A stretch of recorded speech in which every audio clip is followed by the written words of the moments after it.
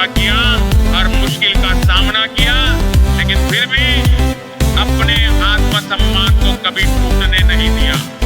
मुझे ऐसे दिव्यांग साथी मिलते हैं जो शारीरिक कठिनाइयों के बावजूद देश के लिए कुछ करने का जज्बा रखते हैं। साथियों, यही लोग हमारे देश की असली ताकत है, यही लोग भारत की आत्मा है। और इसलिए हमारी सरकार ने हमेशा गरीब कल्याण को सर्वोच्च प्राथमिकता दी है। साथियों, जब आपने हमें सेवा का अवसर दिया था, तब देश में एक ऐसी व्यवस्था थी जहां गरीबों को योजनाओं का लाभ पाने के लिए दफ्तरों के चक्कर लगाने पड़ते थे। महीनों तक फाइलें घूमती रहती थी। कई पात्र लोगों के नाम सूची में नहीं आते थे। भ्रष्टाचार और बिचौलियों की वजह से गरीबों का हक उन तक नहीं पहुंच पाता था। लेकिन हमने संकल्प लिया कि देश की व्यवस्था को बदला जाएगा। हमने कहा था कि सरकार की योजनाओं का पैसा सीधे गरीब के खाते में जाएगा। और आज देश देख रहा है कि तकनीक के माध्यम से पारदर्शिता लाई गई है। जनधन खाते खोले गए, आधार को जोड़ा गया, मोबाइल तकनीक का उपयोग किया गया और डायरेक्ट बेनिफिट ट्रांसफर के माध्यम से करोड़ों रुपए सीधे गरीबों के खातों में भेजे गए। साथियों, ये केवल तकनीक का उपयोग नहीं था, ये गरीब के सम्मान की रक्षा का अभियान था, ये गरीब के अधिकार को सुनिश्चित करने का अभियान था। आज गांव तक बैंकिंग सेवाएं पहुंच रही हैं। आज गरीब को अपने हक के लिए किसी के सामने हाथ फैलाने की जरूरत नहीं पड़ती। साथियों, हमारी सरकार का स्पष्ट मानना है कि जिसने पूरी जिंदगी देश और परिवार के लिए मेहनत की है, उसे बुढ़ापे में सम्मान और सुरक्षा मिलनी चाहिए। इसलिए वृद्धावस्था पेंशन योजनाओं को पहले से अधिक मजबूत बनाया जा रहा है।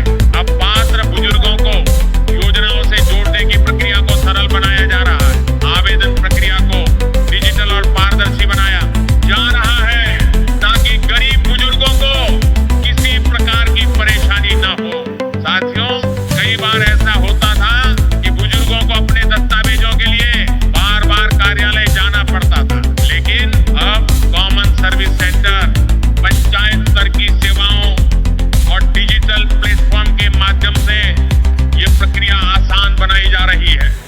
हमारी कोशिश है कि देश का कोई भी पात्र बुजुर्ग योजना के लाभ से वंचित न रहे। साथियों, एक गरीब बुजुर्ग के खाते में जब पेंशन की राशि पहुंचती है तो वह केवल आर्थिक सहायता नहीं होती, वह उसके आत्मसम्मान की रक्षा होती है। वह ये विश्वास होता है कि देश उसके साथ खड़ा है। साथियों, हमारी माताएं और बहनें परिवार की सबसे बड़ी शक्ति होती हैं।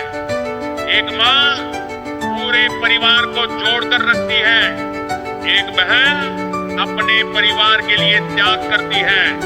लेकिन कई बार परिस्थितियां ऐसी बन जाती हैं कि महिलाओं को अकेले संघर्ष करना पड़ता है।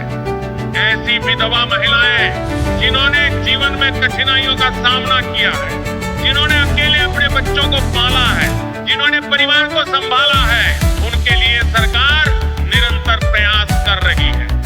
हमारी सरकार महिलाओं को केवल सहायता देना नहीं चाहती, बल्कि उन्हें आत्मनिर्भर बनाना चाहती है।